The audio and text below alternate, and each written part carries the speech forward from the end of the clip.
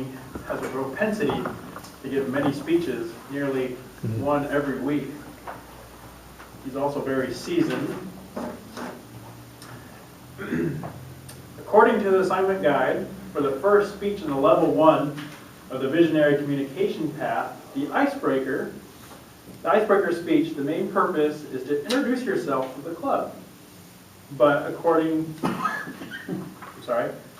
but after doing 8 icebreakers, 7 of them being for the competent communicator manuals, and the other one for the level 1 of the presentation mastery plan, Lloyd is running out of ways to do that. He's decided to go with relating an incident or event that helped make him what he is. For most people, there are a few major life events and many seemingly ordinary, everyday events. Often, it's the sum total of those ordinary events that create significance for us. This evening, Lloyd will tell us the story of one of those ordinary events from his teaching career. Please welcome Lloyd Smith and Fish!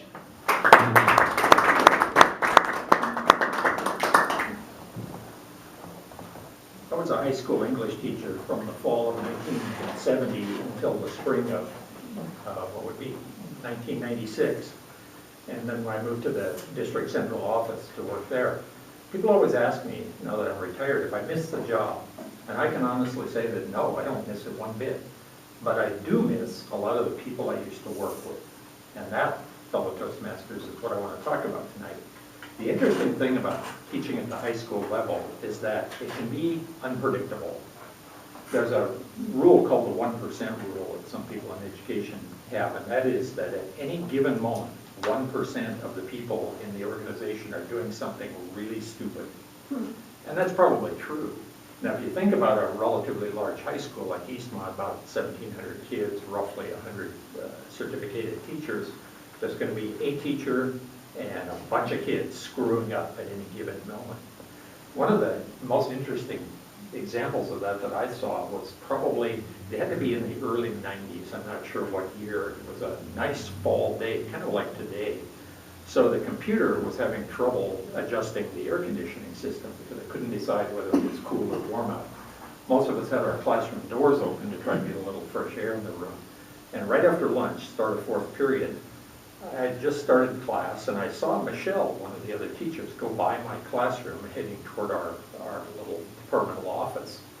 And then a couple seconds later, I heard a door slam and somebody retching out in the hall. And I thought, oh great, some kid's getting sick out in the hall. That's just what we need. So I stepped to my door, and Joe, the teacher next to me, came to his door at the same time. We looked, and there's Michelle leaning up against the wall, bent over, dry heaving. And we thought, that's kind of unusual.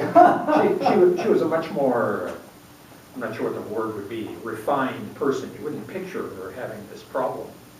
And we said, what's wrong? And she pointed at our door of our office and said, ugh.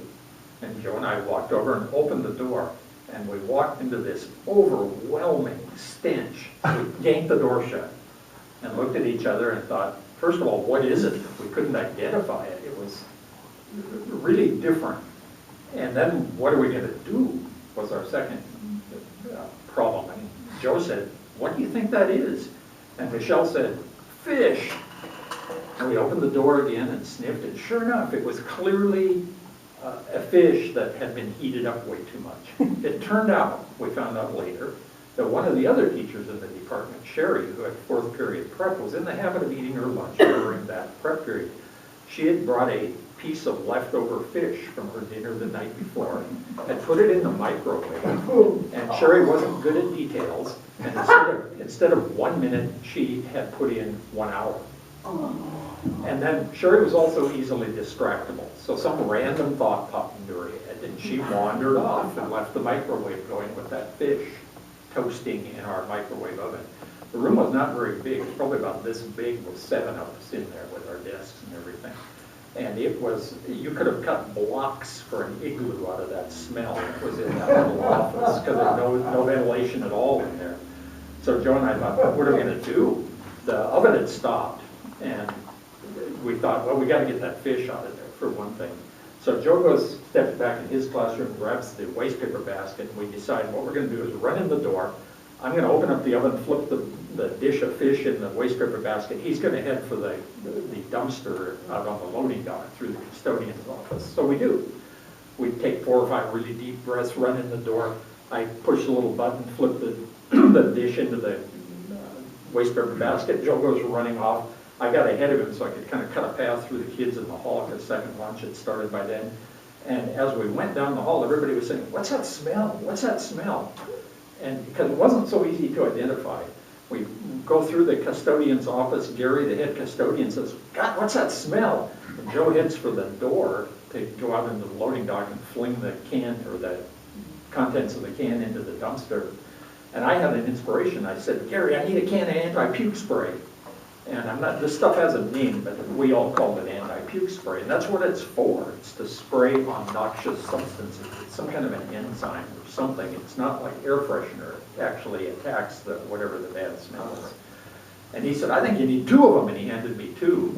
And Joe came back gasping and retching, and we ran back down to the office, and we thought, okay, we've got to get in there, and we've got to spray whatever it is that's going to hold that smell. Well, the answer was the carpet, because that was the heavy fabric thing in the room. So we take 4 or 5 really deep breaths, go in the door, and we painted the floor of the room with the 2 cans of anti-puke spray. And sure enough, it no longer smelled quite like fish. It had a whole new horrible smell that overlaid the fish. And we didn't want to leave the door open because the smell was going to be wafting into our classrooms, but we didn't want to leave it closed either. But both of us thought, hey, we have our prep periods in the morning, we'll let the afternoon people worry about it. So we pulled the door shut. By then Michelle had staggered back to her room, and Sherry came down the hall. And she opened the door of the office and said, "What's that smell?" And we said, "You know what the smell is, Sherry." "Where's my fish?" she said, and then she explained to us what she had done. She was extremely angry that we had thrown her fish away. You kind of had to know her to make this make sense. Now, what's the point of this little story? Not much, except stuff like this happens all of the time. To wrap it up, I went back into my classroom. I was disheveled and hot and all that, and a girl said, "You know, Mr. Smith, you really ought to do something about that aftershave."